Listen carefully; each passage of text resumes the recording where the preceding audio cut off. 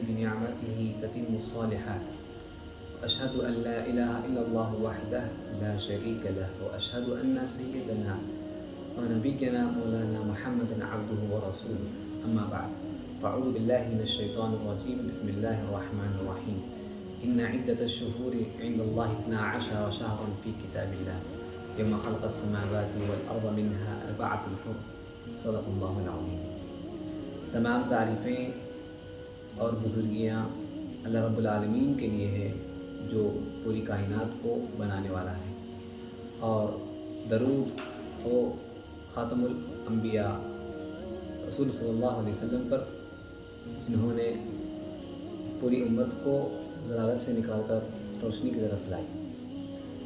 عزیز سامعین، ہم جس ایام سے گزر رہے ہیں وہ ایام محرم الحرام کے ہیں۔ محرم الحرام یا محرم کا مہینہ یہ اسلام کا پہلا مہینہ ہے جس سے اسلام کا نیا سال شروع ہوتا ہے۔ اللہ رب العزت فرماتے ہیں ان عدت الشہور عند اللہ 12 شہرا۔ اللہ تعالیٰ کے نزدیک مہینوں کی تعداد 12 ہے۔ انہی مہینوں میں سے سب سے پہلا مہینہ محرم کا ہے، اور اللہ تعالیٰ آگے فرماتے ہیں ان مہینوں میں سے 4 مہینے ایسے ہیں جو حرام والے مہینے ہیں، جو کہ ذوالقعدہ ہے، ذوالحجہ ہے، محرم ہے، اور ایک بیچ میں آتا ہے رجب۔ ان 4 مہینوں کو اللہ تعالیٰ حرمت والے مہینے قرار دیتے ہیں۔ اب محرم الحرام، اس مہینے کی بڑی ہی فضیلت ہے۔ اللہ کے رسول صلی اللہ علیہ وسلم جب محرم کا مہینہ آتا ہے تو اس میں روزے رکھتے ہیں۔ ایک حدیث میں آتا ہے کہ اللہ کے رسول صلی اللہ علیہ وسلم فرماتے ہیں اگر روزوں میں رمضان کے روزوں کے بعد اگر کوئی روزوں کی فضیلت ہے یا کسی روزوں کی فضیلت ہے وہ محرم الحرام کے روزوں کی فضیلت ہے۔ اللہ کے رسول صلی اللہ علیہ وسلم محرم کے 10ویں دن روزہ رکھتے تھے۔ اور ایک حدیث ہے جس میں اللہ کے رسول صلی اللہ علیہ وسلم ایک دیہات سے گزر رہے ہوتے ہیں، وہاں پر رمضان کے 10ویں دن یہود روزہ رکھتے ہیں، تو اللہ کے رسول صلی اللہ علیہ وسلم انہیں پوچھتے ہیں کہ آپ اس دن کیوں روزہ رکھتے ہیں؟ تو وہ فرماتے ہیں کہ یہی وہ دن ہے جس میں ہمیں اللہ تعالیٰ نے فرعون سے ہمیں نجات فرمایا، اس لیے وہ اس کے شکرانے کے طور پر اس دن روزہ رکھتے ہیں۔ تو اللہ کے رسول صلی اللہ علیہ وسلم نے صحابہ کو فرمایا کہ اگلے سال سے آپ اگر محرم کا مہینہ رکھ رہے ہیں، محرم کے مہینے میں روزہ رکھ رہے ہیں، تو 10 اور 11 یا 9 یا 10 کو روزہ رکھیں، تاکہ ہم میں اور یہود یا نصارہ میں مشابہت نہ ہو جائے۔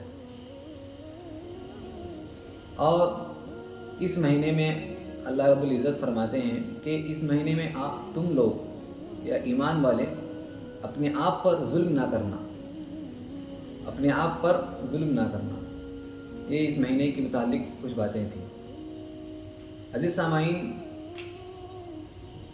ہجری کیلنڈر یا اسلامک کیلنڈر مان لیجئے، اس کی شروعات حضرت عمر رضی اللہ عنہ کے زمانے سے ہوتی ہے۔ اللہ کے رسول صلی اللہ علیہ وسلم کے وفات تک یا 18 ہجری تک اس سال کا شمار نبوی حیثیت سے ہوتا تھا، یعنی اللہ کے رسول صلی اللہ علیہ وسلم کو جب نبوت ملی اس کے حساب سے سال کا شمار ہوتا تھا، 10 نبوی، 11 نبوی، 12 نبوی، اس حساب سے۔ جب حضرت عمر رضی اللہ عنہ کا زمانہ آتا ہے تو اس وقت وہ سال کا شمار ہجرت سے شروع کرتے ہیں، یعنی جب اللہ کے رسول صلی اللہ علیہ وسلم